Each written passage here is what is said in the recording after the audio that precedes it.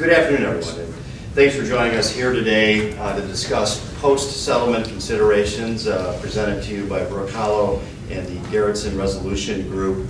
I'm very pleased to be able to present to you this very distinguished panel. It's not often that you'll have three people with as much specialized knowledge about all these issues in the room that we do here today. First, Don Milliorley from the Motley Rice firm in South Carolina is with us. Don is a highly skilled, multifaceted litigator and trial lawyer.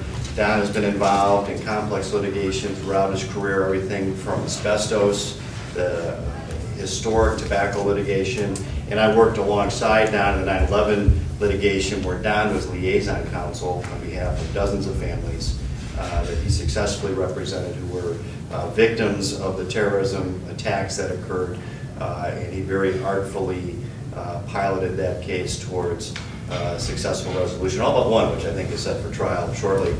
Don also is co-counsel in the Kugel hernia mesh litigation. Don tried the first exemplar case in a very difficult fact pattern and received a seven-figure verdict.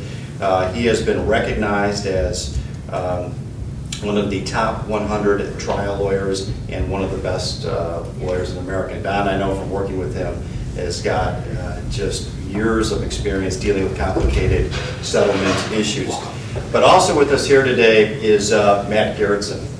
We're very honored to have Matt with us today. A lot of you may be familiar with the Garrettson Resolution Group in Ohio.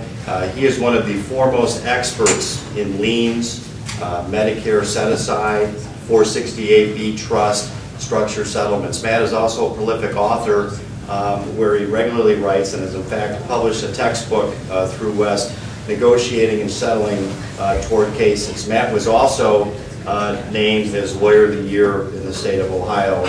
Long story short, whenever you have a complicated Medicare problem, settlement issue, what we do is we pick up the phone, we call the Garrettson firm because they do everything that all of us have difficulty finally doing at the end of the case. And then finally with us is B.J. Etchide. B.J. Etchide is an entrepreneur from Chicago. He's a financial wizard. B.J. many years ago, over a decade ago, set out to start a structure company that caters directly to plaintiffs and only plaintiffs. And their whole marketing program is that for years the defense bar and the insurance companies were taking advantage of plaintiffs through the structure settlement process. So B.J. now is the president and owner of several companies. He's been on the cutting edge of new product lines that serve not only our clients but attorneys as well.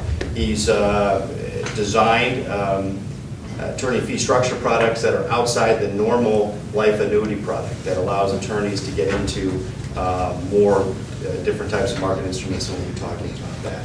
So with that, I thought we'd get our discussion started here today. I think we're now settling cases, going to verdict in cases in a much more challenging economic environment. So many of our clients are now out of work. We represent people who are disabled who may never return to work again, but yet I think the studies remain the same. You'll see that 90% of claimants will spend or dissipate their proceeds within 5 years, and that can be a very frightening situation to have a client go into, even if you've done everything that you can on their behalf. So maybe I can start out by asking Don. I know, Don, you're always preparing for trial, but inevitably you're going to be approached about settlement. One, when do you start talking to your clients about settlement? And two, what sort of responsibility do you think we all have to counsel them about things like structured settlements? I am. Good morning or good afternoon. Feels like morning, given the pace of things here.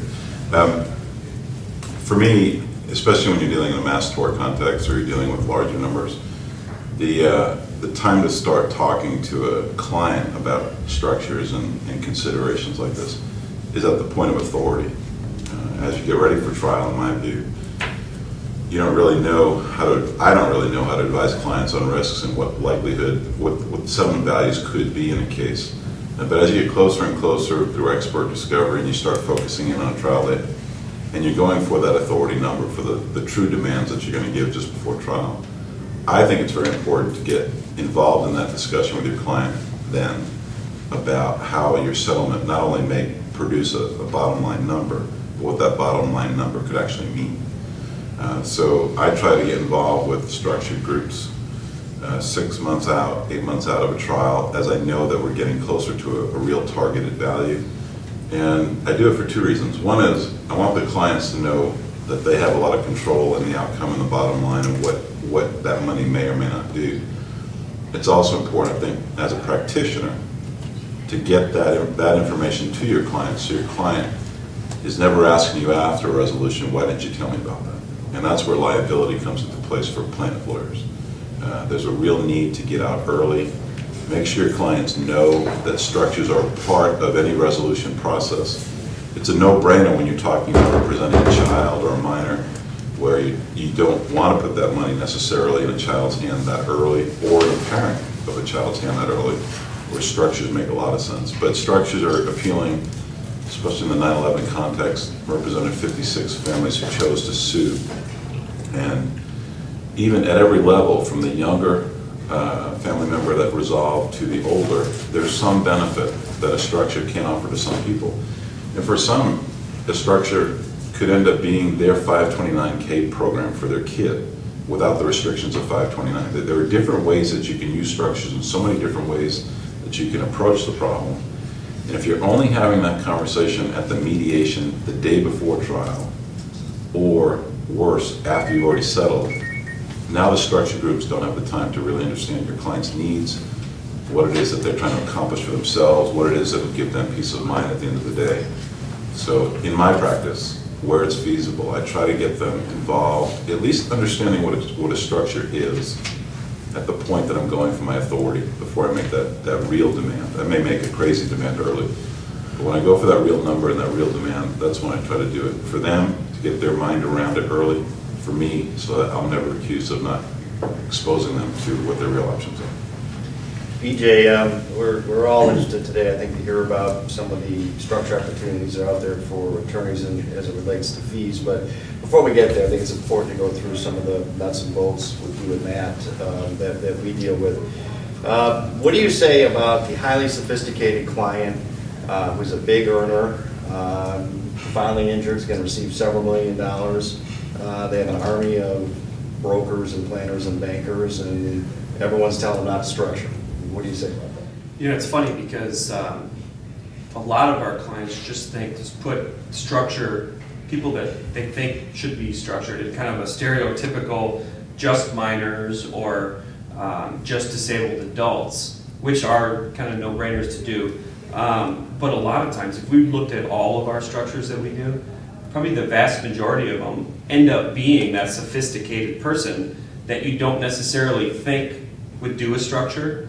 And a lot of times that's because they tend to understand it even better. I mean, your clients get this unique advantage, tax advantage of getting a fixed annuity that's going to be pushed out over time, that's going to earn interest, that's going to earn interest tax-free, and they're going to be receiving payments till they're 100 years old, and it's still all tax-free. So we try to educate our attorneys that it's not that it's everybody, that everybody should at least be educated or have the idea brought up to them. And it's kind of like what Don was saying, that there is some sort of liability there if you don't bring it up.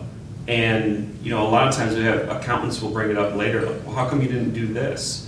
Or we were talking stories earlier about clients that got a bunch of money, 7 figures, and it's all gone now, just in a couple of years. Structure, very rarely does a structure, do 100% of the settlement, but it's always a great piece for somebody that's getting a lot of money to just, hey, take this. This is the part that you can't afford to lose. This is the base of your portfolio. BJ, if we were to go back to 2003 and take any one of our clients who put $1 million into structure and then compared to a client who put $1 million into traditional investment vehicles such as an S&P 500 fund, who would be ahead today? Well, the structure, I mean, the people that chose the structure. Everybody's seen what's happened in the markets lately. And we've done a lot of these spreadsheets for the attorneys as well. Who would be better off? You can go back anywhere before to 1999. And if you look at, what the structure did, that safe, guaranteed income, it may not sound sexy to have a 4 to 5.5% rate of return, but when you look at who's actually choosing that structure, somebody that one way or another, something bad happened to these people. So whether they need that money, they can't work it anymore, they can't afford the risk of the S&P 500 or the 2008. We have multiple clients, like just in the last year and a half, that we come in a lot of times, and let's say it's a big settlement, and they're getting a good 7-figure settlement. Well, we'll come in and usually work with the attorney, and half of that will be structured, and the other half will go to a financial planner or a bank or something like that. And we've had multiple clients in the last 6 months that have come up to us or that we hear about through the attorney that, oh man, I wish we would have done a little more because the timing was kind of bad and 2008 happened. So it really is a piece of the puzzle that everybody should have.